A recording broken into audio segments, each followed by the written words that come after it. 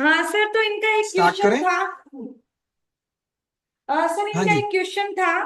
ये पूछ रहे हैं कि हाँ जी जैसे कोई एग्जाम हो रहा है और उसमें टोटल हम्म 112 पोस्ट है, जैसे 112 पोस्ट है, जिसमें जैसे हियरिंग आए हैं 100 एग्जाम देने के लिए, और हम्म बाकी जो डिसेबल्ड हैं यानी डेफ है, मान लीजिए दो आए हैं। अब दो में हम्म से दो, जैसे पोस्ट भी दो है और दो ही हम्म कैंडिडेट एग्जाम के लिए आए हैं, तो उस हम्म कंडीशन में जैसे दो में से एक के मार्क्स तो अच्छे आ गए, पास आउट वाले आ हम्म गए, और एक के जो हम्म मार्क्स है वो कम आए हैं, वो फेल हो गया। तो उस हम्म कंडीशन में उसको सेकंड को भी उसमें ऐड किया जाएगा, मतलब जॉब में ज्वाइन करवाया जाएगा। मैं इसके लिए देखिए, एक मैंने आपको अभी चीज दिखाई थी, मैं आपको फिर दोबारा दिखा देता हूँ। ठीक है, जहां मैं यहाँ पे दिखा रहा था,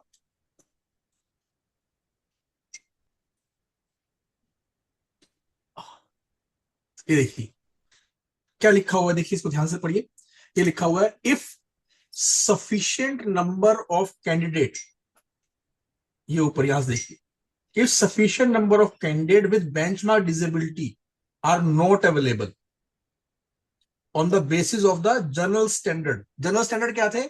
आपने बोला कि पर्सन विद डिसेबिलिटी वाले जो हैं वो हमारे को 100 में से जब तक 40 नंबर लेकर नहीं आएंगे हम उसको रिक्रूट नहीं करेंगे। अब ओके। जो एक कैंडिडेट है, एक कैंडिडेट के तो आ गए 45 नंबर, या मान ठीक लीजिए है। 50 नंबर आ गए। ठीक है। ठीक है, तो उसके 50 नंबर आ गए। अब उसको तो हमने कर दिया, उसको तो रिक्रूट हम्म। कर लिया, तो उसने तो वो कर लिया था। लेकिन दूसरा जो कैंडिडेट है उसके नंबर आ गए 38, 38 आ गए। तो उसमें उन्होंने बोला कि then candidate belonging to this category may be selected on relax standard to fill up the remaining vacancy reserve for them. मतलब क्या हुआ कि आप इसको मैं जो आपका वो है ना उस पर दिखाता हूं आपको, कि अगर सपोज करिए मेरे पास दो ही कैंडिडेट थे, हम्म। ठीक है, और उसमें से हमने एग्जाम लिया, और एग्जाम के अंदर क्या हुआ कि हमने बोला कि भैया चाहे डिजेबल्ड है कुछ भी है, 40 नंबर तो लेके आने ही आने हैं, 40 मार्क्स तो चाहिए ही चाहिए। अब मेरा जो पहला कैंडिडेट था, मेरे पहले कैंडिडेट के मार्क्स आ गए 55, और दूसरे कैंडिडेट के मार्क्स आ गए 38। अब 55 आ गए। सर, हाँ जी। जैसे उसमें ये होगा कि डिसेबल और वो बोले कि एसएसटी वाला जो है उसको भी उसमें इंक्लूड किया जाएगा, जैसे मतलब क्या समझ में नहीं आया मुझे, क्या कहना चाह रहे हैं?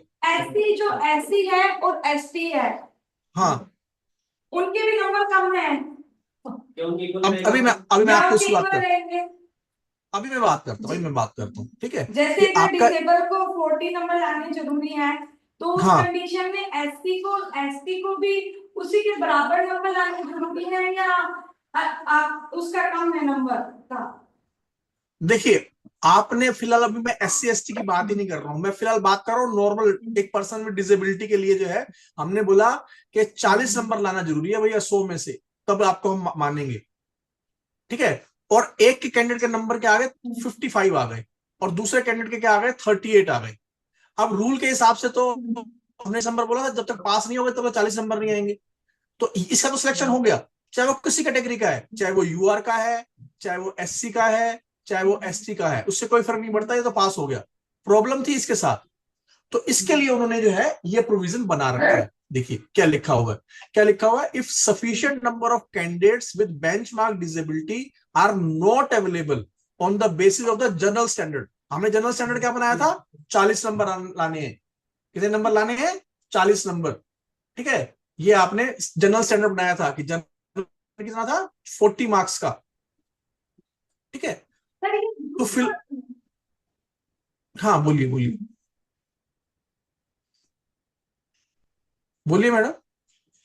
नहीं, वो पूछ रही थी कि इसमें भी कोई ग्रुप बी और ग्रुप ए का ऐसा कुछ रहता है क्या ग्रुप का। देखिए ग्रुप ए मतलब क्या पूछने का चाह रहे हैं वो समझ में नहीं आ रहा मुझे, क्या पूछना चाह रहे हैं?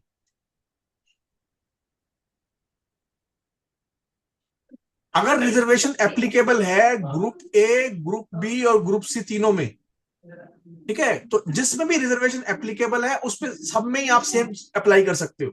जैसे ग्रुप अगर में भी। जैसे अगर डिसेबल है और डिसेबल में भी वो है तो डिसेबल में अगर जैसे एससी है तो भी उसका होगा। हाँ बिल्कुल होगा, जनरल है तब भी होगा। अभी एक मिनट, वो सर से क्वेश्चन दोबारा से पूछ रहे हैं कि वो क्या पूछना चाह रहे हैं। हाँ बताइए क्या पूछते हैं।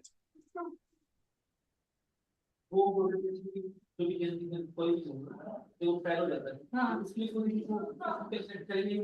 वही तो बता रहे हैं सर कि नहीं करेंगे, कि 40% लाने जरूरी है।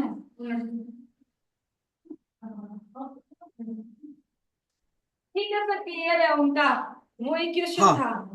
हाँ, ठीक मैं वही कह रहा था यहाँ पे कि अगर सपोज में है। दूसरे वाले के 38 मार्क्स आए तो आपको, सिंस मेरे पास एक पोस्ट अवेलेबल है, वन पोस्ट अवेलेबल, ठीक है, तो हम वो इसमें कह रहे हैं कि आप रिलैक्स जो है स्टैंडर्ड करके और उस पर्टिकुलर पोस्ट को फिलअप कर सकते हो उस कैंडिडेट के लिए अगर आप चाहें तो, कि ठीक है इसके 30 में 8 मार्क्स आ गए, लेकिन सिंस कोई और एलिजिबल कैंडिडेट अवेलेबल नहीं है, इसका सिलेक्शन हो जाएगा हो एज पर जाएगा। दिस। हाँ हो जाएगा मैम, हो जाएगा।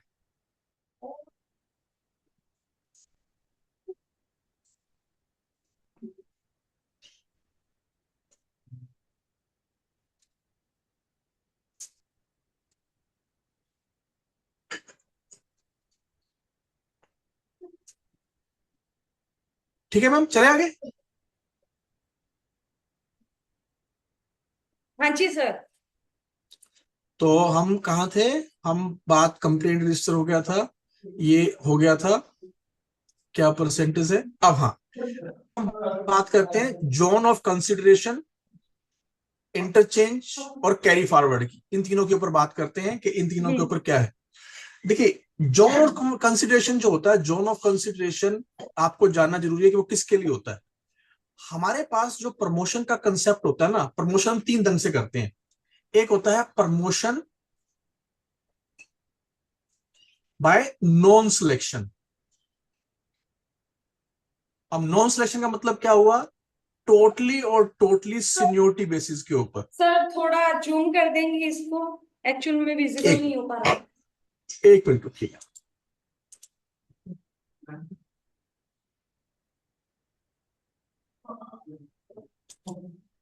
हाँ तो इसके अंदर जो है आपका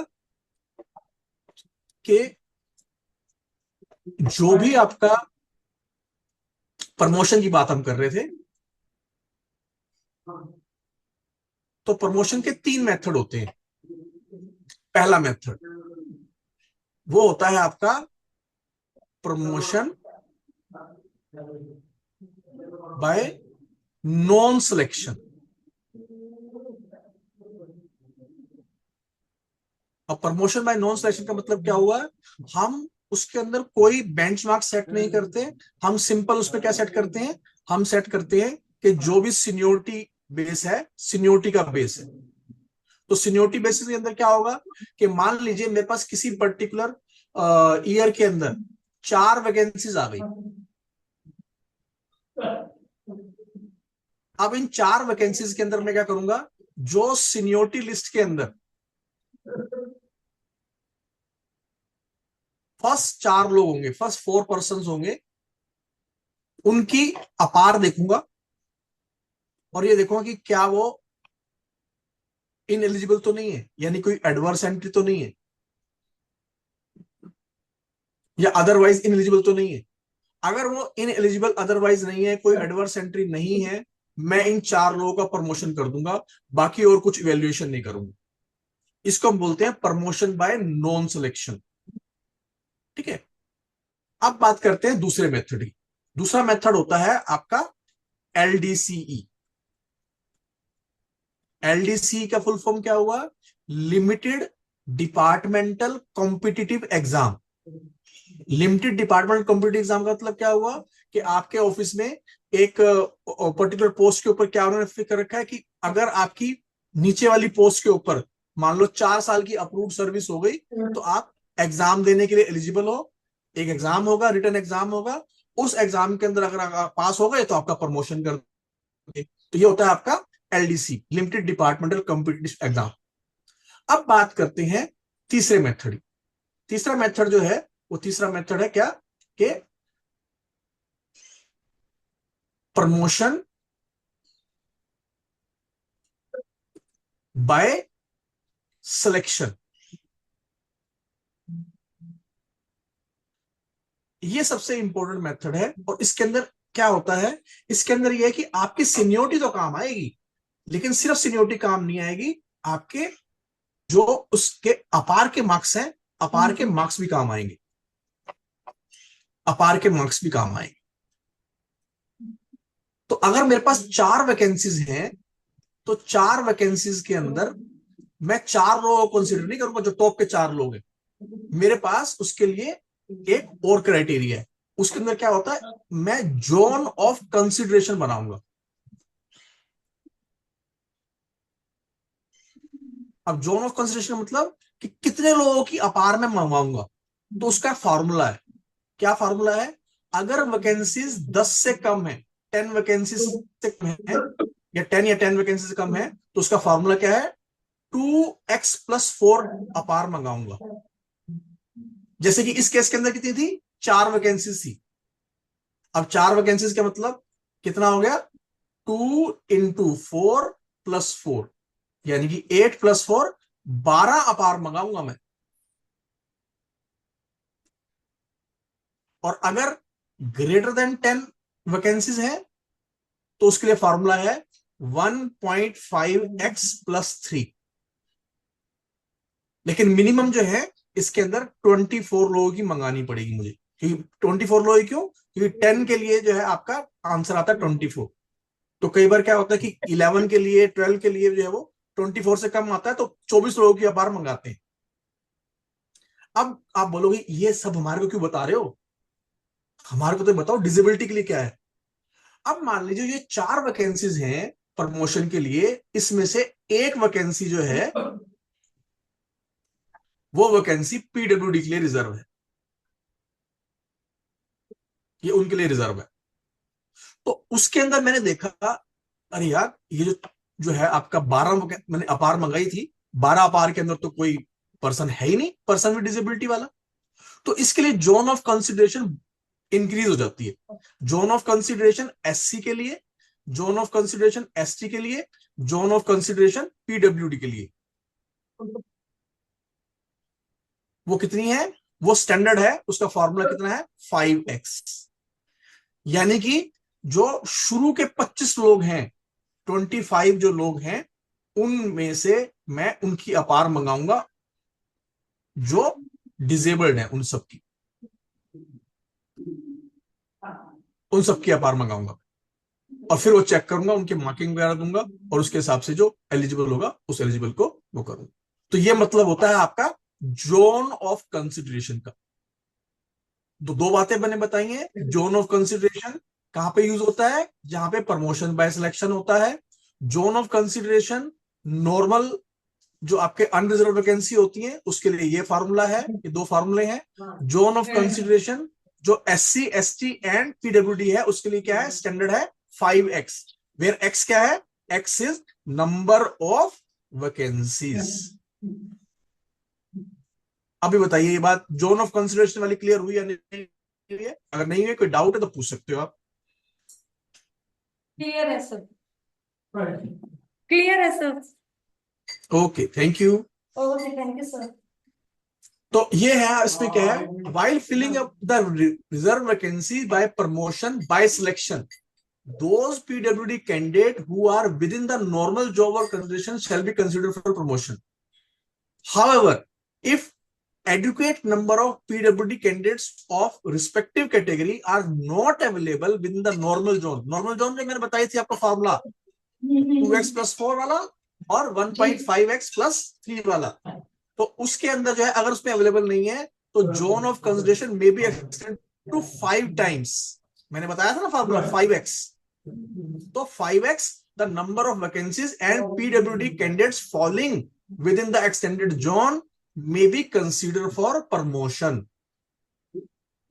ठीक है, फिर आगे क्या बोल रहा है, in the event of non availability of candidate even in the extended zone, मान लो एक्सटेंडेड जोन में भी नहीं मिले, the vacancy shall not be filled and B carry forward, उस केस के अंदर वैकेंसी को फिलअप नहीं करना है और वैकेंसी क्या होगी, कैरी फॉरवर्ड होगी अगले सब्सिक्वेंट ईयर के अंदर। सर इसको थोड़ा एक्सप्लेन कर देंगे। एक्सप्लेन किया, मैंने देखा हम्म। कि जो मेरे पास वैकेंसी थी वो 4 वैकेंसी थी, ठीक है, अब 4 वैकेंसी के हिसाब से जो मेरी जोन ऑफ कंसिडरेशन है वो क्या है, पीडब्ल्यूडी के लिए एक्सटेंडेड जोन कितनी है, 4x5, 4x5 20, ठीक है। अब ये 20 जो है, इन 20 के अंदर भी मुझे कोई पीडब्ल्यूडी मिला नहीं, कोई भी पीडब्ल्यूडी नहीं है, तो जो ये एक वैकेंसी जो है, वो एक वैकेंसी जो आपका पीडब्ल्यूडी के लिए जो है वो रिजर्व थी, वो वैकेंसी जो है अभी हम 2025 के अंदर हैं, वो 2026 के अंदर कैरी फॉरवर्ड हो जाएगी, यानी हम 2026 में देखेंगे कि कोई हमारे एलिजिबल कैंडिडेट मिलता है पीडब्ल्यूडी का, नहीं मिलता, ठीक है, तो इसके अंदर ये फॉरवर्ड आगे हो जाएगी, ठीक है। किसी भी सूरत में आप इसको नॉर्मल जो लोग हैं उनसे नहीं भरेंगे, ये वैकेंसी खाली ही रहेगी पीडब्ल्यूडी के पर्सन के लिए। इज दैट क्लियर, अभी समझ में आया? जी सर। आगे बढ़े। जी सर। ये तो ये मतलब था इस पूरे का कि आपका जोन ऑफ कंसिडरेशन क्या होता है और आपका कैरी फॉरवर्ड कैसे होता है। In the subsequent year if the PWD of the required category is not available, अगले साल भी अगर उस पर्टिकुलर कैटेगरी का पर्सन अवेलेबल नहीं है, मान लो जो वो वैकेंसी थी, वो वैकेंसी जो है वो ब्लाइंड के लिए अवेलेबल थी, ठीक है, तो उस केस के अंदर आप क्या कर सकते हो, reservation can be exchange with the other category. तो मतलब मान लो कि उसका अगला जो है, जो आपकी वैकेंसी आनी है, वो वैकेंसी डेफ के लिए आनी है 2025 के अंदर। अब देखिए चीजों को समझिए क्या है, 2025 के अंदर जो ये वैकेंसी, एक वैकेंसी आई थी, वो वैकेंसी थी किसके लिए, ब्लाइंड के लिए एलिजिबल थी, जो ब्लाइंड ब्लाइंड कैटेगरी नंबर 1 है उसके लिए थी ये। अब मैंने 20 लोग उठाए जोन ऑफ कंसिडरेशन में, इन 20 के अंदर कोई ब्लाइंड अवेलेबल नहीं है, ठीक है, मैंने क्या किया, मैंने जो है इसको कैरी फॉरवर्ड कर दिया 2026 के अंदर। अब 2026 में उस वक्त मैंने देखा आपकी जो वैकेंसीज आई हैं, वो वैकेंसी के अंदर मान लो उस वक्त 4 की बजाय 5 वैकेंसी आ गई, तो 5 का मतलब 25 लोग मैंने कंसिडर किए, लेकिन इस 25 लोगों में भी कोई भी ब्लाइंड नहीं है,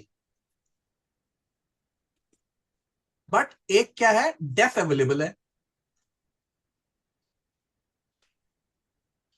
या मान लीजिए एक वो अवेलेबल है जो इसके लोकोमोटिव मोटर जो डिसेबिलिटी है, तो अगर ऑर्गेनाइजेशन, तो ये उनसे एक्सचेंज कर सकते हैं। एक्सचेंज कर सकते हैं मतलब क्या, कि कभी ना कभी तो इनके लिए भी आएगी ना, डेफ की वैकेंसी आएगी, अभी वैकेंसी हम डेफ से भर देंगे, और जब डेफ की वैकेंसी आएगी तो वो वैकेंसी मैं ब्लाइंड वालों को दे दूंगा, तो ये क्या हो गया, एक्सचेंज हो गया, क्योंकि मेरे पास डेफ अवेलेबल था अभी और ब्लाइंड अवेलेबल नहीं था। लेकिन कब कर सकते हो, 1 साल के बाद, जिस साल की वैकेंसी है उस साल में नहीं, उस साल में तो कैरी फॉरवर्ड होगी ही होगी आगे, ओके, अगले साल आप ऐसा कर सकते हो, ये मतलब है इसका।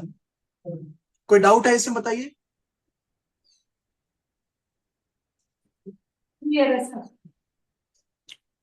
Okay, if a PWD candidate of other category is within the zone of consideration and within the number of vacancies available, he cannot be denied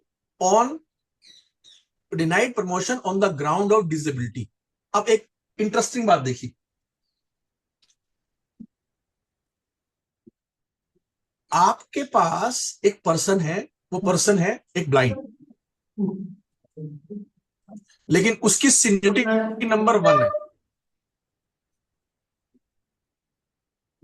और आपके पास इस साल में 2025 के अंदर वो आपके पास 4 वैकेंसीज आ रही हैं, ठीक है, इसकी सीनियोरिटी नंबर 1 है ब्लाइंड की, 4 वैकेंसी आ रही हैं और उस वैकेंसी में कोई भी वैकेंसी पीडब्ल्यूडी के लिए रिजर्व नहीं है, इसके लिए एक भी वैकेंसी नहीं है, नो वैकेंसी।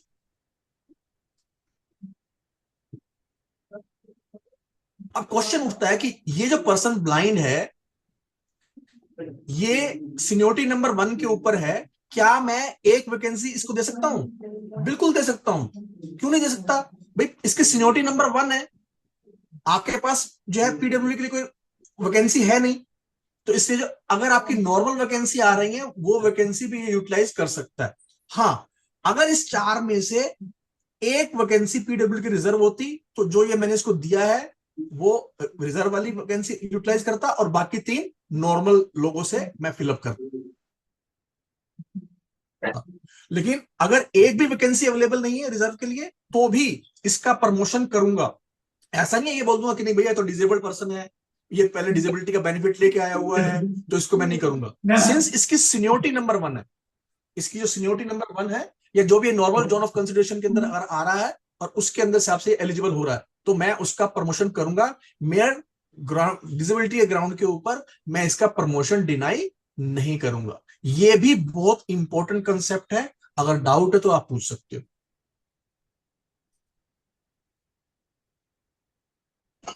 चले आगे। if it if it is not possible to fill up the post of reservation even in the second year, the post may be filled by a person other than a PWD। पहले साल में हमने क्या किया, exchange करने की कोशिश की, नहीं मिला। दूसरे साल में फिर दोबारा भरने की कोशिश की, नहीं मिला। अगर नहीं मिलता है तो उस केस के अंदर जो है आप एक पर्सन अदर देन पीडब्ल्यूडी उससे भर सकते हैं and the reservation shall be carry forward for 2 subsequent recruitment year. ठीक है, wherever after it will be lapse. ठीक है, तो मतलब क्या हुआ कि 2025 के अंदर किया, नहीं मिला, कोई नहीं मिला, तो मैंने कहा कोई बात नहीं, कैरी फॉरवर्ड टू 2025 के अंदर की वैकेंसी थी, मैंने उसको कोई भी एलिजिबल पर्सन नहीं था तो मैंने तो क्या कर दिया, कैरी फॉरवर्ड कर दिया 2026 में। 2026 के अंदर जो है फिर जो है आपने उसको फिल करने की कोशिश की, नहीं मिला। या कोई और कैटेगरी का पर्सन है, वो भी नहीं मिला, तो इस क्या होगा, तो अगले साल जो है यहां पे अगर आपको दोबारा कोई नहीं मिला, यानी कि आफ्टर 2 ईयर अगर कोई नहीं मिलता है, इस केस के अंदर आप इसको किसी और पर्सन से अदर देन किसी और पर्सन से आप इसको फिलअप कर सकते हो। लेकिन अभी आपका रिजर्वेशन लैप्स नहीं हुआ है, ये 2027 की बात है। 2 साल और आप पर्सन ढूंढोगे कोई कि जो 2025 वाली वैकेंसी है उसके ये 2029 से कोई पर्सन मिल जाए, अगर वहां तक भी नहीं मिलता है, इसके बाद आपका रिजर्वेशन जो होगा वो लैप्स हो जाएगा।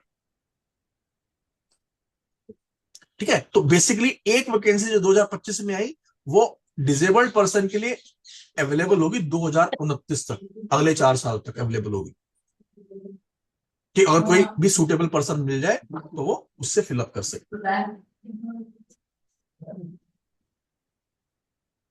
अब और रिलैक्सेशन क्या है और कंसेशन क्या है उसके ऊपर बात करते हैं। तो सबसे पहली बात आती है एज लिमिट की। तो एज लिमिट में जो है आपको मालूम है कि डायरेक्ट रिक्रूटमेंट के अंदर जो है SC ST के लिए जब आपका नॉर्मल पीडब्ल्यूडी है उसके लिए कितना रिलैक्सेशन है, 10 ईयर का। लेकिन अगर वो पर्सन जो है SC ST भी है और पीडब्ल्यूडी भी है तो उसके लिए कितना है, 15 ईयर्स का। और अगर वो जो है पीडब्ल्यूडी और OBC है तो उसके लिए कितना है, 30। तो आपको फिर इसके अंदर वो बता देता हूं कि कैसे कैसे है इसके अंदर।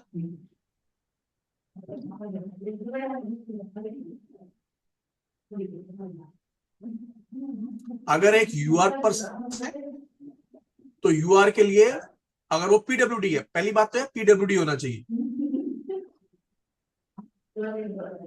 अगर UR है तो उसके लिए रिलैक्सेशन कितना है, 10 ईयर्स का। अगर वो SC है और ऑफ कोर्स PWBD भी है, ठीक है, तो उसके लिए कितना है, 15 ईयर्स का रिलैक्सेशन। और अगर कोई आपका SC ST की बात कर रहा हूं और अगर OBC है और PWBD है उसके लिए कितना है, 13 ईयर्स का। ये मतलब है आपकी इस पर्टिकुलर वर्डिंग का, ठीक है। और सिमिलरली जो है आपका other than open competition exam के अंदर ये जो रिलैक्सेशन हो जाता है 5 ईयर, 10 ईयर और आपका ओबीसी के लिए 8 ईयर्स हो जाता है,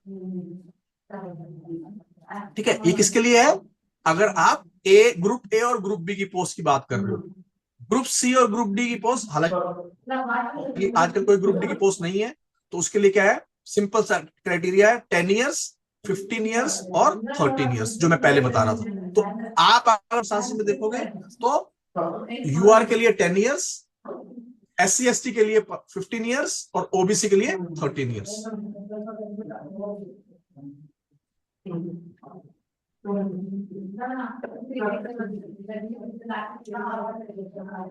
ठीक है। इसके अलावा जो है आपका स्टैंडर्ड ऑफ सूटेबिलिटी जो है वो भी आप रिलैक्स कर सकते हो, जिसका एग्जांपल मैं आपको ऑलरेडी पहले दे चुका हूं।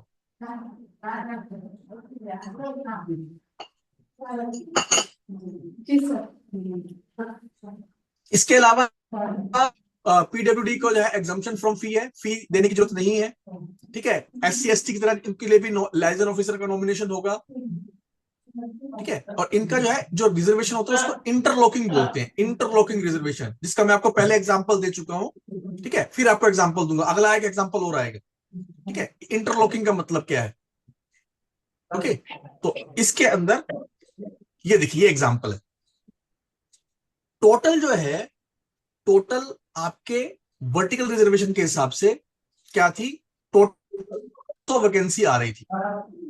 उन 200 वैकेंसीज में 101 वैकेंसीज जो हैं वो 101 वैकेंसी आई आपकी अनरिजर्व्ड आई। ओबीसी के अंदर जो है वो 54 आई, एससी के लिए, एसटी के लिए 15 आई और एससी के लिए कितनी आई, 2 आई, ठीक है। अब आपने एग्जाम कंडक्ट करवाया, अब एग्जाम कंडक्ट में क्या किया आपने, एक अनरिजर्व की आपकी मेरिट लिस्ट बनाई, फिर आपने एससी की मेरिट लिस्ट बनाई, फिर आपने एसटी की मेरिट लिस्ट बनाई, फिर आपने ओबीसी की मेरिट लिस्ट बनाई, और फिर आपने पर्सन विद बेंचमार्क डिसेबिलिटी इसकी लिस्ट बनाई। मेरिट लिस्ट सबकी क्या बन रही है, मेरिट लिस्ट बन रही है। पहले आप इन सबको भूल जाओ, इन सबको भूल जाओ। सबसे पहले आप बेंचमार्क डिसेबिलिटी वालों को उठाओ। आपने देखा कि टोटल जो है आपकी पोस्ट कितनी रिजर्व है, टोटल रिजर्व है मान लो 6 पोस्ट रिजर्व है उसके अंदर, ठीक है। हालांकि अगर आप 4% के हिसाब से करोगे तो 4% के हिसाब से 8 पोस्ट रिजर्व होगी,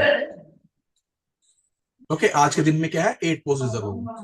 अब आपने जो 8 पोस्ट रिजर्व की, आपने जो पहले 8 लोग जो है उठा लिए, पहले 8 लोग मतलब डिपेंड करना चाहिए, जैसे ये 8 पोस्ट रिजर्व है तो आपका क्या होगा, 2 ब्लाइंड्स होने चाहिए, ठीक है। हाँ,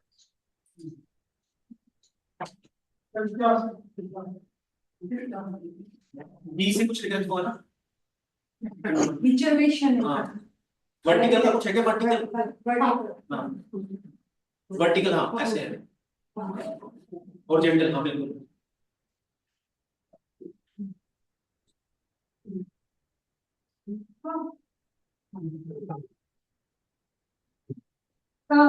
कि अलग अलग कैसे है वर्टिकल की और हॉरिजॉन्टल, हाँ वही बोल लो, ये हाँ वर्टिकल, वही वर्टिकल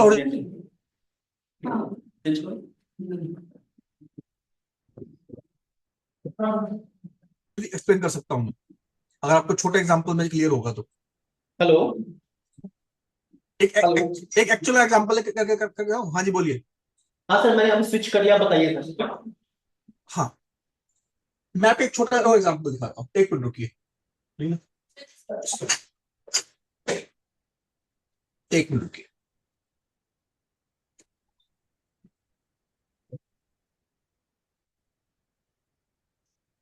ये देखिए,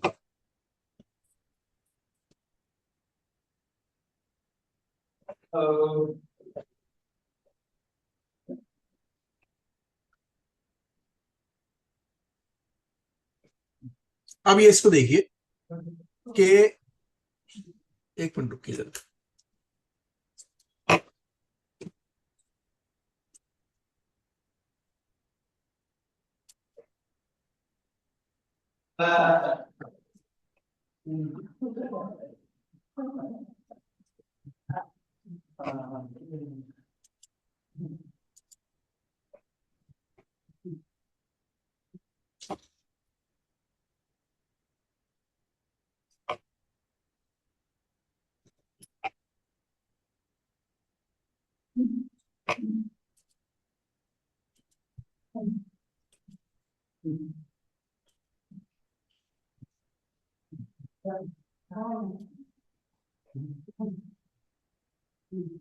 10 फुट।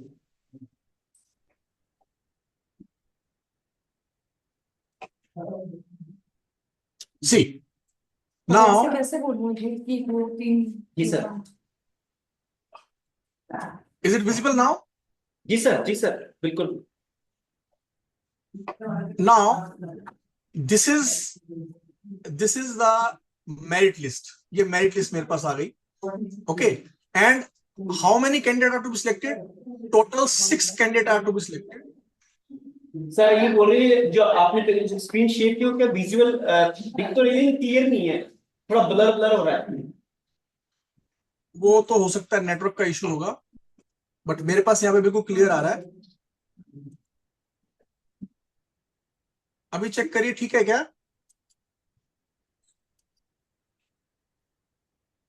ठीक है सर, बताइए sir. Is it visible now? हाँ, मुझे 6 कैंडिडेट जो है वो लेने थे। आउट ऑफ 6 कैंडिडेट मुझे 4 लेने हैं यूआर। ठीक है, एक लेना है मुझको एससी और एक लेना है एसटी, और साथ में मुझे क्या लेना है? एक लेना है मुझे पीडब्ल्यूडी। ये ओके। अब मैंने देखा कि ये मेरी मेरिट लिस्ट है। इसके अंदर जो कैंडिडेट नंबर 1 है, कैंडिडेट नंबर 1 के लो विजन है, यानी पीडब्ल्यूडी का पर्सन है, और इसके 100 मार्क्स आए। तो मैंने सबसे पहले जो क्या किया, ये देखा कि इसकी कैटेगरी क्या है। इसकी कैटेगरी लिखी हुई नहीं है, इसका मतलब क्या है? यूआर है। तो मैंने बोला कि इसका सिलेक्शन हो गया जी, ए सिलेक्शन हो गया, ए का सिलेक्शन हो गया। ठीक है, तो ये एक सिलेक्शन हो गया। तो मतलब क्या कि ये इसको मैंने रिजर्वेशन दे दिया, और इन 4 में से एक का यूआर वैकेंसी यूटिलाइज हो गई। यानी यूआर की वैकेंसी अब कितने बार बची है मेरे पास? 3। और ये एक बची हुई है एससी की और एक बची हुई है एसटी की। ठीक है, अब मैंने पहले क्या किया, अब सबसे पहले मैं भरूंगा यूआर की वैकेंसी। किसकी भरूंगा? यूआर की। तो मैंने देखा बी, बी वालों को देखा, बी क्या है? यूआर ही है। तो मैंने लिख दिया कि बी का सिलेक्शन हो गया। फिर मैंने देखा सी, सी के 98 मार्क्स आए हुए हैं, सी का सिलेक्शन हो गया। और फिर डी, डी का सिलेक्शन हो गया, ये डी का सिलेक्शन हो गया। वैकेंसी कितनी थी? 4, 4 वैकेंसीज, और 4 वैकेंसीज फिलअप हो गई इन चारों से। अब एक वैकेंसी जो है, वो एक वैकेंसी किसके लिए है? एससी के लिए। अब मैंने देखा इनमें से कोई SC SC SC SC SC कोई भी नहीं है। एससी कौन है? यहां पे आया है एससी। तो मैंने एससी की एक वैकेंसी जो है वो किसको दे दी? जे को दे दी। अब देखिए इन सबके मार्क्स ज्यादा आए हुए हैं, लेकिन मेरे को वैकेंसी सिर्फ एससी के लिए अवेलेबल थी, तो इसलिए जो सबसे टॉप मोस्ट अवेलेबल था उसको दे दी मैंने। सिमिलरली एक एसटी के लिए चाहिए था, तो एक एसटी कौन है? के। तो मैंने के। तो देखिए टोटल 6 लोगों का मेरे को सिलेक्शन करना था, तो सिलेक्शन हो गए A B C D J और के। ठीक है, अब इसी एग्जांपल को थोड़ा एक और कॉम्प्लिकेट बनाने की कोशिश करता हूं, थोड़ा सा और, क्योंकि ये तो बिल्कुल सिंपल एग्जांपल था। थोड़ा सा इसको कॉम्प्लिकेट बनाने की कोशिश करता हूं। तो उसके लिए क्या करता हूं, एक मिनट रुकिए।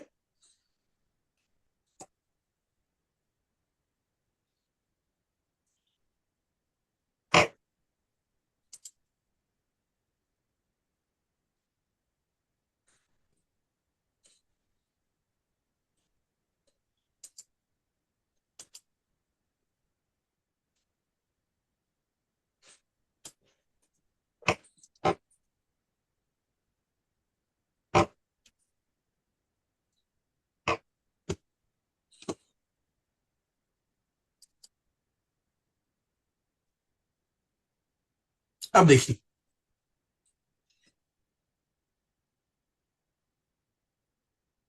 इसके अंदर भी क्या है? सेम चीज है। देखिए 6 मुझे वैकेंसी फिलअप करनी है, जिसमें से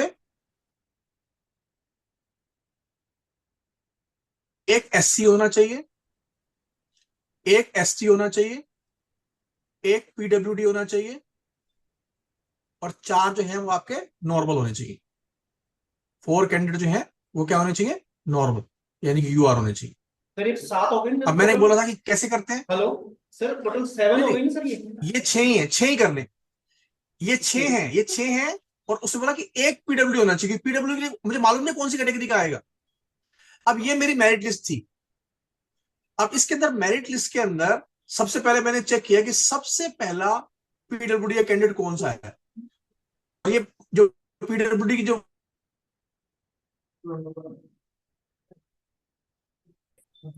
हेलो सर, आवाज आ रही है? ये क्या है, सी है।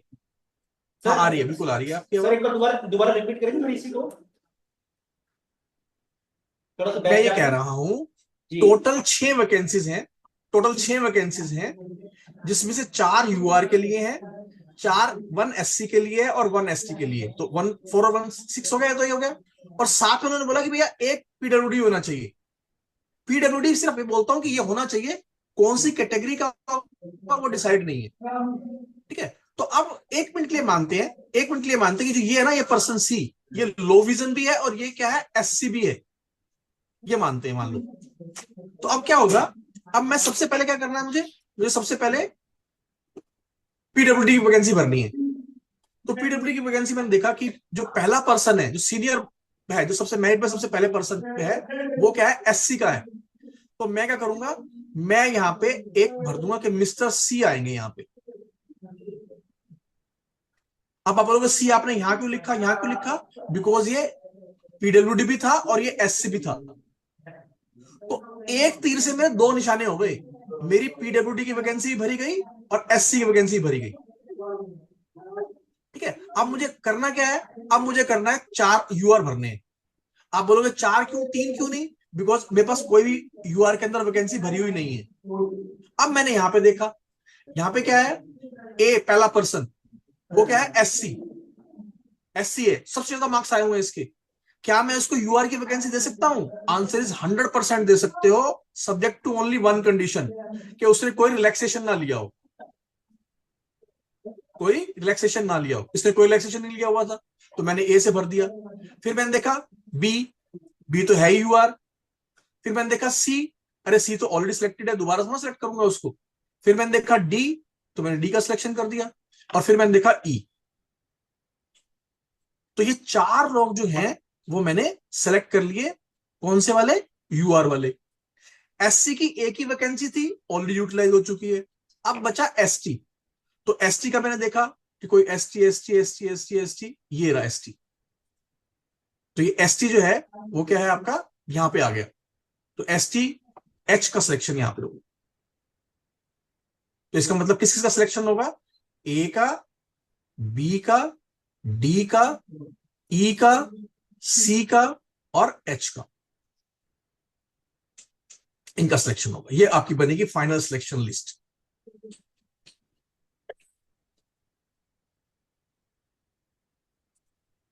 इज दैट क्लियर, ये समझ में आ गया।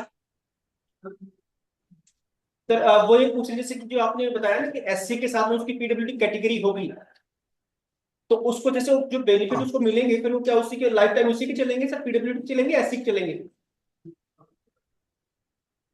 दोनों के चलेंगे, जो जैसे आएगा। मान लो कि उसको जो एससी का वो है, लेट्स से कि वो जो है एससी की कोई वैकेंसी आती है, तो उसको एससी के वैकेंसी अगेंस्ट भी कंसीडर किया जाएगा। और अगर पीडब्ल्यूडी की वैकेंसी आती है तो उसके अगेंस्ट भी कंसीडर किया जाएगा।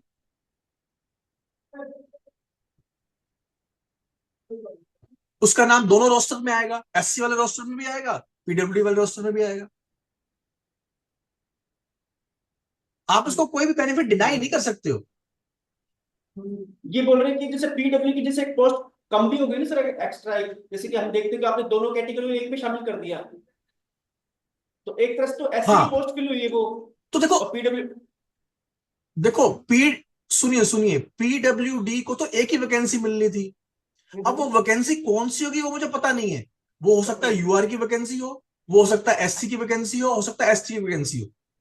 ठीक है, तो एक वैकेंसी मिलनी है, वो तीनों में से किसी एक कैटेगरी की मिलेगी। तो यहाँ पे जो आपका जो टॉप मोस्ट पर्सन था, जो सी था, वो पीडब्ल्यूडी के साथ साथ एससी भी था, तो उसने एससी की यूटिलाइज कर ली। अगर ये एससी नहीं होता तो ये यहाँ पे आता, अनरिजर्व वैकेंसी यूटिलाइज करता। ये पीडब्ल्यूडी को तो मुझे एक ही वैकेंसी देनी थी ना।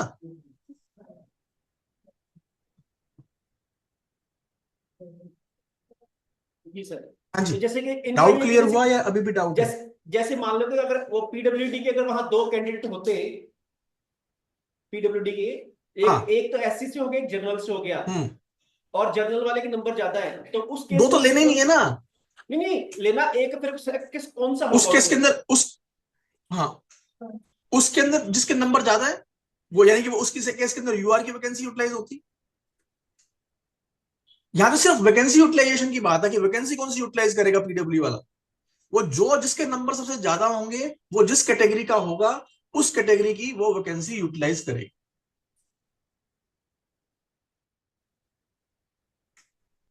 लेकिन वो पूछ रहे हैं कि जैसे कि एससी में अगर उसकी कट ऑफ एससी के बराबर आ रही है, सेकंड वाले की जो हट गया, तो क्या वो उसके लिए एलिजिबल नहीं है? हम्म। उससे फर्क क्या पड़ता है, आप ये बताइए ना, उससे क्या फर्क पड़ता है? उससे क्या फर्क पड़ता है? वो एससी, देखिए, अगर उसके अंदर यहाँ पे एससी जो पहले वाला था, अगर आपका कहना ये है कि मान लीजिए कि ये जो पर्सन है, ये पर्सन यूआर का था, तो उसने यूआर की वैकेंसी यूटिलाइज कर ली। ये लो विजन भी था और वो भी था, उसने यूआर की वैकेंसी यूटिलाइज कर दी, सी यहाँ पे आ गया। और जब मैं एससी का वो करने लगा, तो एससी के अंदर एक ही वैकेंसी थी, और ये जो पहले वाला एससी है, वो पहले वाला एससी तो यहाँ पे आ गया, ए के अंदर आ गया। अब ये जो पर्सन है पीडब्ल्यूडी का भी है और एससी का भी है, और सिंस इसने एससी की वैकेंसी, एससी का जो है आपकी कट ऑफ क्लियर कर ली है, तो आप क्या इसको ले सकते हो? ठीक है, ले सकते हो, सब्जेक्ट टू वन कंडीशन, कि इसने और कोई रिलैक्सेशन ना लिया हो। जैसे कि एग्जांपल देता हूं, कि मान लीजिए कि इसने जो है एज रिलैक्सेशन एससी के लिए कितना था, 5 ईयर का था, लेकिन सिंस ये लो विजन का था, इसको 15 साल का जो है वो लिया दिया, क्या नाम है, रिलैक्सेशन दिया।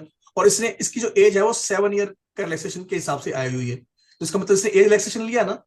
और एज रिलैक्सेशन किस लिए मिला हुआ है? बिकॉज ये पीडब्ल्यूडी का था। तो ऑल दो इसने एससी की कैटेगरी जो है वो उसकी कट ऑफ क्लियर कर ली, बट सिंस इसने पीडब्ल्यूडी का एज रिलैक्सेशन यूटिलाइज किया हुआ है, मैं इसको एससी की वैकेंसी नहीं दूंगा। मेन बात है कि आपने जिस कैटेगरी के अगेंस्ट में आप आ रहे हो, उसका कोई एज रिलैक्सेशन तो नहीं लिया, कुछ रिलैक्सेशन तो नहीं लिया। अगर आपने रिलैक्सेशन लिया है, आप सिर्फ उसके लिए कंसीडर होंगे, किसी और उसके लिए कंसीडर नहीं होंगे।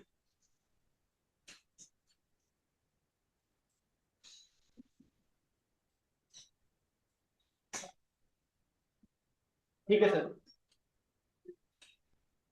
ठीक है, सर सर सो ये यही पूछना चाह आपका। आपका सर और भी है सर पीपीटी अभी कुछ? हाँ, पूछिए पूछिए। हेलो। नहीं, पीपीटी खत्म हो गया है, पीपीटी ओके। खत्म हो गया, लास्ट स्लाइड था, पीपीटी खत्म हो गया है। हाँ। ठीक है। एक सर उनका वो क्वेश्चन जो पहले था, एक क्वेश्चन उसको सर हम दोबारा वो क्लियर करना चाह रहे थे, जो हाँ, पहले बोलिए। पूछा। ठीक है।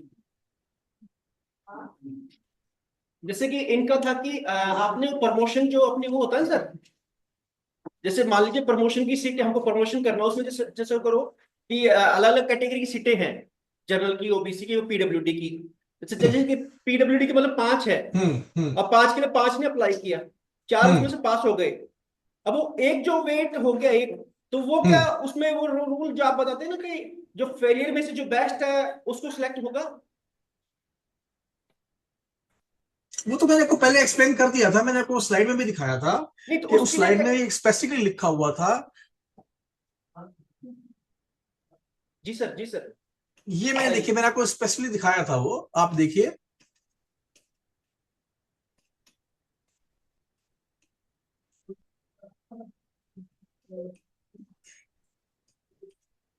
ये देखिए, इसके अंदर मैंने स्पेसिफिकली बताया था यहाँ पे, कि अगर सपोज करो जनरल स्टैंडर्ड के अंदर, यहाँ पे मैंने ये लिखा हुआ नहीं कि जनरल स्टैंडर्ड के अंदर अगर कोई सिलेक्ट नहीं हो रहा है तो उसके लिए आप रिलैक्स स्टैंडर्ड कर सकते हैं। ये देखिए लिखा हुआ है ना रिलैक्स स्टैंडर्ड से, तो उसका रिलैक्स स्टैंडर्ड से वो वैकेंसी फिलअप कर सकते हैं। लेकिन अगेन टोटली डिपेंड्स अपॉन जो ऑर्गेनाइजेशन है, ऑर्गेनाइजेशन के कॉल के ऊपर है कि क्या वो रिलैक्स करना चाहते हैं या नहीं करना चाहते। तो ये यहाँ पे वर्ड लिखा हुआ मे में क्या हो गया, ऑप्शन आ जाता है। अगर इसकी जगह लिखा होता ना शुड, तो शुड में क्या होता है, कंपल्शन हो जाती है।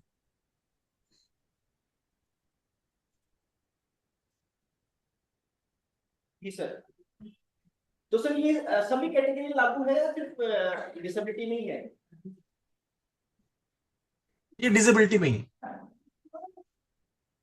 इसके लिए क्योंकि हम डिसेबिलिटी की बात कर रहे हैं तो जो है, हालांकि जो सेम चीज जो है हम कभी कभी एससी और एसटी के लिए भी कर सकते हैं कि उसके अंदर भी, क्योंकि आपका एक आर्टिकल है, कॉन्स्टिट्यूशन का आर्टिकल है, कॉन्स्टिट्यूशन का आर्टिकल है, उसका है 335, article number 335 of constitution of India.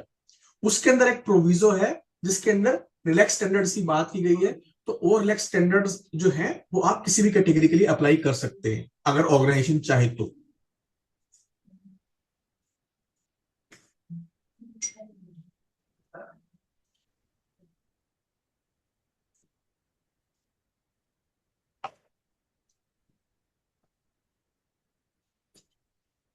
तो मेरी तरफ से ये है, किसी और का कोई क्वेश्चन है तो आप पूछ सकते हो। यही आपका पीडब्ल्यूडी का सारा रिजर्वेशन है। जो पीपीटी, जो पीडीएफ मैंने आपके साथ शेयर किया है ड्यूरिंग इससे, वो मैं आपके जो पर्सन है जो मेरे से इंटरेक्ट कर रहे थे इस पे व्हाट्सएप पे, उनके साथ शेयर कर दूंगा। आप अपने कैंडिडेट्स के साथ जो है पार्टिसिपेंट के साथ शेयर करते हैं। और ये बहुत अच्छा लगा मुझे आप लोगों के साथ इंटरेक्ट करके, और काफी आप लोगों ने क्वेरीज वगैरह ही पूछी, तो उससे सेक्शन को काफी इंटरेक्टिव बनाया। तो उसके लिए थैंक यू वेरी मच।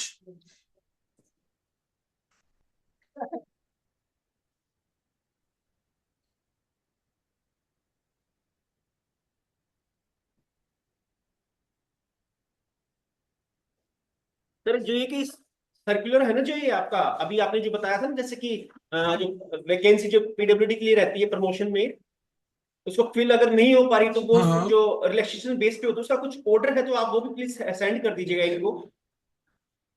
सभी सभी सभी मैं आपको फॉरवर्ड कर दूंगा, वो जो भी होगा मैं सभी आपको फॉरवर्ड कर दूंगा। अभी 5 मिनट में, जैसे ही सेशन खत्म होता है मैं उसके 5 मिनट के अंदर अंदर सब कुछ फॉरवर्ड कर दूंगा आपको। ठीक है। सर आपका जो लेक्चर था बहुत अच्छा था, काफी इंटरेस्टिंग भी था और लर्निंग भी था। काफी थे अलग अलग, कंफ्यूज भी थे कि नहीं कुछ हो रहा था, क्या है नया है, अच्छा चल रहा था। तो बहुत अच्छा लगा पीपीटी आपने इतना अच्छा प्रेजेंटेशन दिया है, काफी चीजें हमने सीखी है। थैंक यू सर, आपका बहुत बहुत धन्यवाद। बहुत ही अच्छा आपने सेशन दिया है। थैंक यू वेरी मच, नमस्कार। Thank you so much. Sir कुछ आपको सर सभी पूरी टीम की तरफ से, पूरे जो हमारे ऑर्गेनाइजेशन की तरफ से आपको बहुत बहुत धन्यवाद। Thank you very much. Okay. कुछ सर एक मिनट देखता हूँ, कोई क्वेश्चन किसी का कुछ है तो देखते हैं। हाँ पूछ लीजिए अगर किसी को क्वेश्चन है, मैं अवेलेबल हूँ, कोई दिक्कत नहीं है। ठीक है।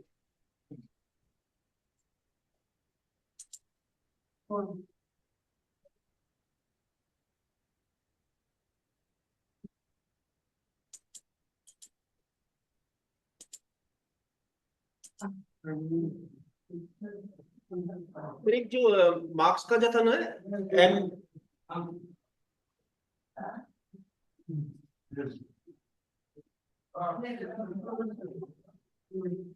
सर MACP हाँ सर, ये चीज के बारे में थोड़ा बताएंगे कि क्या चीज है ये?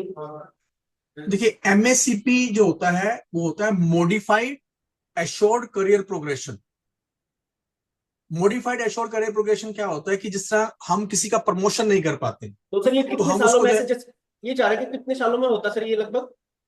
एमएससीपी जो है, 3 एमएससीपी मिलते हैं पूरे करियर के अंदर।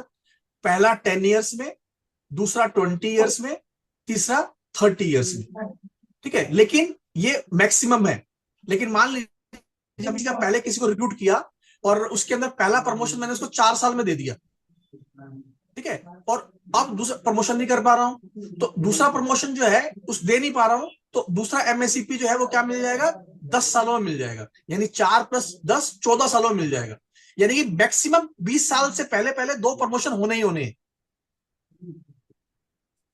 हाँ सर, ये 1 मिनट कुछ पूछेंगे। हाँ हाँ पूछिए।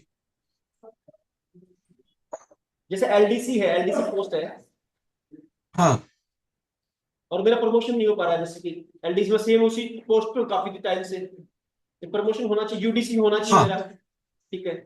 हाँ और बाई चांस जैसे जैसे 20 साल हो गए, 21 साल हो गए, हाँ, तो 10 हाँ सालों के बाद जो है लेवल 3 मिल जाएगा, 10 सालों के बाद लेवल 3, और 20 सालों के बाद लेवल 4 मिल जाएगा।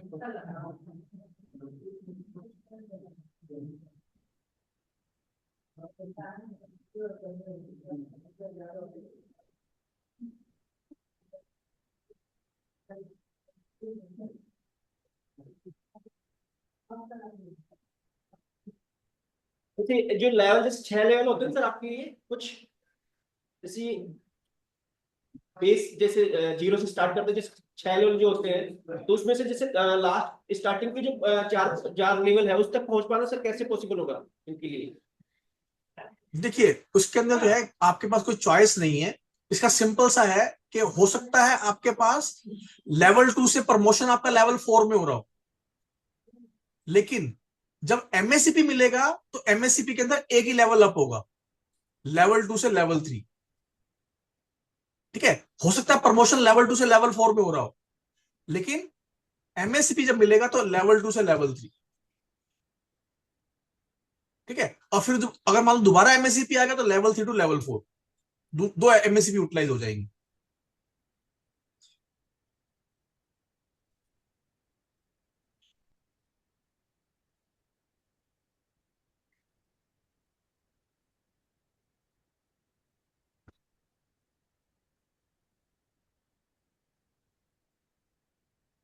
और जैसे सर, जैसे 3 लेवल आपने बताया, जैसे 30 साल का, जैसे मैंने मेरे जैसे 3 लेवल बताया ना सर, 30 ईयर्स वाला। अब मेरा हाँ, 2 साल, तीस दो साल लेवल मेरे हो चुके पूरे, तो तीसरा मेरा नहीं हो हाँ, रहा, उसका क्या सर?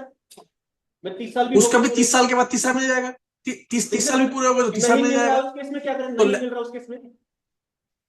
नहीं मिल रहा तो आप रिप्रेजेंटेशन दीजिए, 30 साल पूरे होने के बाद मिलना चाहिए। मैंने आपको वो बताया था, ग्रीवांस ऑफिसर आपके ऑर्गेनाइजेशन में होगा, वो ग्रीवांस ऑफिसर को रिप्रेजेंटेशन दीजिए, कंप्लेंट डालिए कि मेरे को जो है एमएससीपी नहीं मिल रहा है।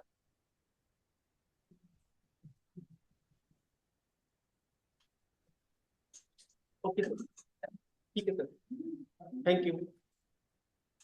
ठीक है, ओके, और कोई क्वेश्चन? एक एक भी सर आ रहे हैं।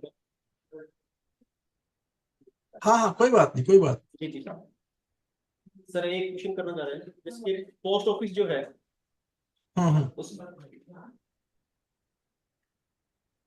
पोस्ट ऑफिस जैसे जॉब कर रहा है, जैसे इनका 10 साल का कंप्लीट हो गया, अब 10 साल बाद एमएससी जो आप बता रहे हैं वो मेरे को मिल गया, चलो ठीक है। हाँ ठीक अब है। दोबारा उस स्केल में हम रहे,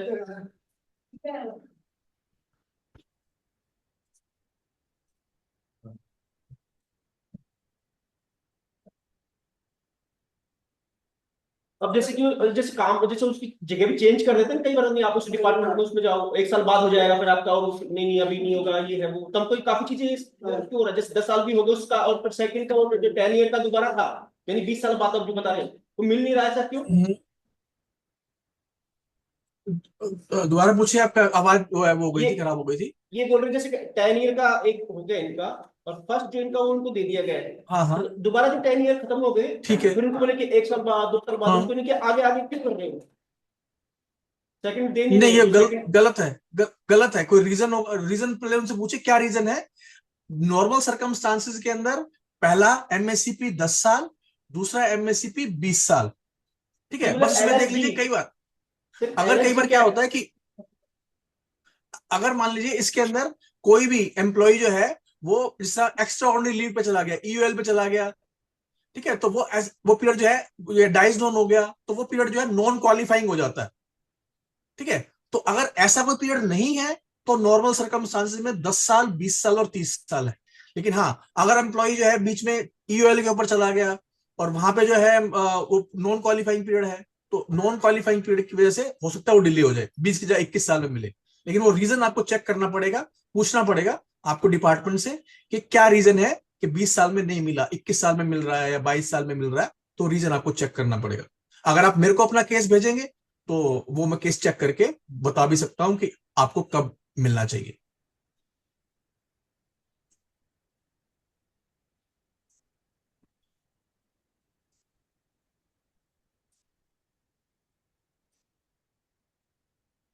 देखिए, कोमा योगी करके कुछ, कर्म योगी करके कोई ऐप है कुछ ऐसा?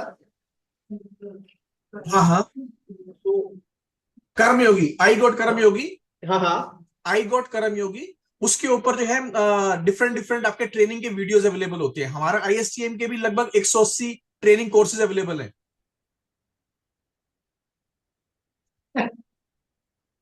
तो सर ये मैंडेटरी होगा सर को सबके लिए? ये अभी जो है गवर्नमेंट ने कर दिया है मैंडेटरी कि आप जो है इसके अंदर ट्रेनिंग उस पर करिए। लेकिन इसके अंदर कितने जो है डिसेबल्ड लोगों के लिए अवेलेबल हैं कोर्सेज, वो मैं बता नहीं सकता हूँ। जिस तरह डीफ का है, अब वहां पे सारा का सारा वीडियो तो दिखाई देगा आपको, लेकिन जो है वहां पे जो आपकी साइन लैंग्वेज है वो साइन लैंग्वेज के अंदर एक्सप्लेनेशन अभी नहीं है। तो इसलिए मैंडेटरी तो आपके लिए कर नहीं सकते हैं। लेकिन जो नॉर्मल जो है, नॉर्मल पर्सन के लिए वो है, हमने उसको कर दिया है कि आपको उसके ऊपर कोर्सेज करने हैं। हमारे लगभग 180 कोर्सेज अवेलेबल हैं। लेकिन उसमें से कितने लोग जो हैं डीप के लिए अवेलेबल हैं वो मैं अभी फिलहाल आपको नहीं बता पाऊंगा। लेकिन हाँ, अवेलेबल हैं, कोर्सेज अवेलेबल हैं आईगोट के ऊपर।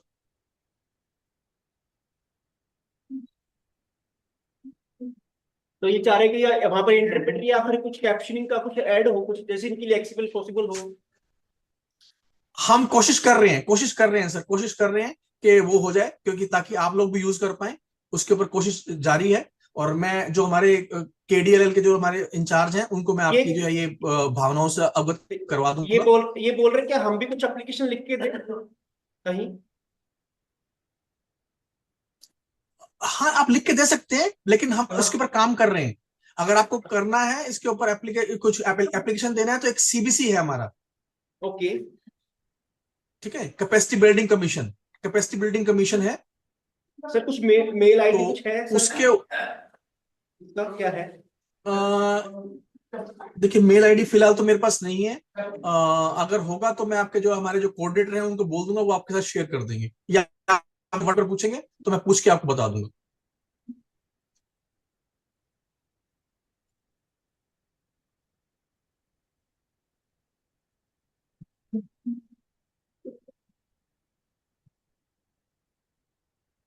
ठीक है सर। ठीक है, जी ओके। चलिए। हाँ।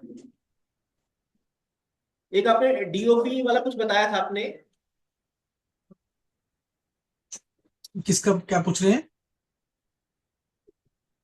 डीओपी कुछ डॉट्स वाला बताया था ना सर?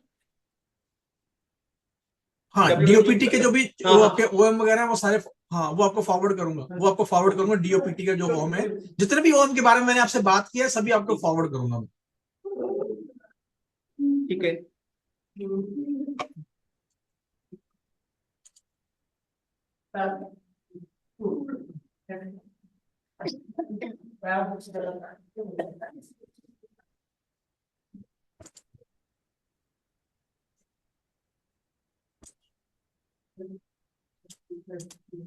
सर ये बोलिए, जैसे जो आपने अभी बताया जो कंप्लेंट रजिस्टर हम वो वहां पर आके दे भी सकते हैं क्या, किसी के थ्रू साइन करवा के सबकी? बिल्कुल दे सकते हैं, बिल्कुल दे सकते हैं, बिल्कुल दे सकते हैं, बिल्कुल दे सकते हैं। उसमें कोई दिक्कत वाली बात नहीं है।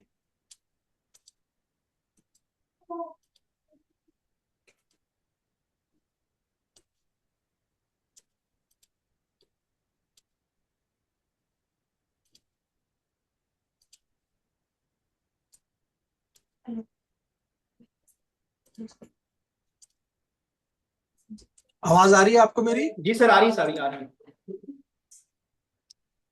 हाँ, आप चेक करिए जरा। मैंने जितनी भी प्रॉमिस किए हैं आपको, हाँ पीडीएफ हाँ। और पीपीटी, वो सारी की सारी, वो जो है सर को जिन्होंने मॉर्निंग में उनको लिंक भेजा था उनको मैंने ऑलरेडी फॉरवर्ड कर दिए। चेक करिए, पहुंच गई होंगी आपके पास। सर सभी लोग,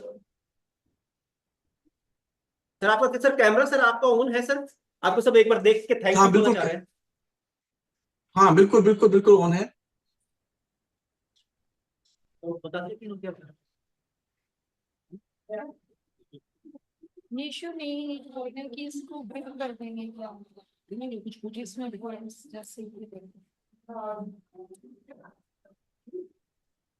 सर आप सबको देख पा रहे हैं सर?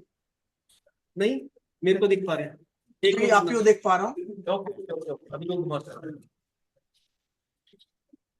हाँ अभी देख पा रहा हूँ, बिल्कुल देख पा रहा हूँ, अभी सबको देख पा रहा हूँ। सर आप सर क्लैपिंग करके सर क्लैपिंग कर बिल्कुल। रहे हैं आपके सर ये हाँ clapping. Thank you very much, धन्यवाद आप सबके, धन्यवाद। थैंक यू बोल रहे हैं आपको सर। ओके ठीक है, थैंक यू वेरी मच। आप लोगों से बात करके बहुत अच्छा लगा। सर एक बार 2 मिनट मेरे को दीजिए सर, कुछ डाउट होगा तो मैं एक बार आंसर करके फिर आपको डायरेक्ट। हाँ हाँ हाँ ठीक है। सर ये कुछ वेबसाइट के बारे में पूछ रहे हैं, जैसे कि ये वेबसाइट इस वेबसाइट के लिए बता सकते टीओपीटी, हैं इसमें अंदर जो ये जो अपन पॉपअप खुलता है ना सर, ये अलग अलग प्रोग्राम है। तो जैसे हाँ कि हाँ अभी जैसे जैसे ये पर्सन की जो ट्रेनिंग के लिए है, पर्सनल ट्रेनिंग के लिए, इसमें जैसे हाँ कोई भी हाँ क्लिक करता है ना तो या तो वो रहता है या फिर वीडियो में बोलता रहता है, तो ये डेफ लोग हैं, इनको तो वो सुनता नहीं है, तो इसलिए बेटर कि साइन लैंग्वेज में उसको ट्रांसलेट हो। हाँ हाँ तो, हाँ तो, तो कोशिश कीजिएगा इस वेबसाइट का भी ट्रांसलेशन हो इसमें, कि साथ में साइन हाँ लैंग्वेज रहे।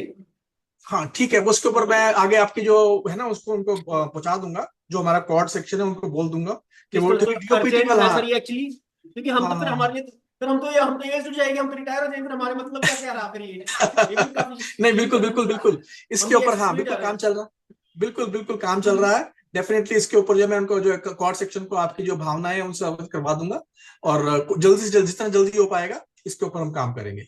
Okay sir, thank you sir. Thank you very much.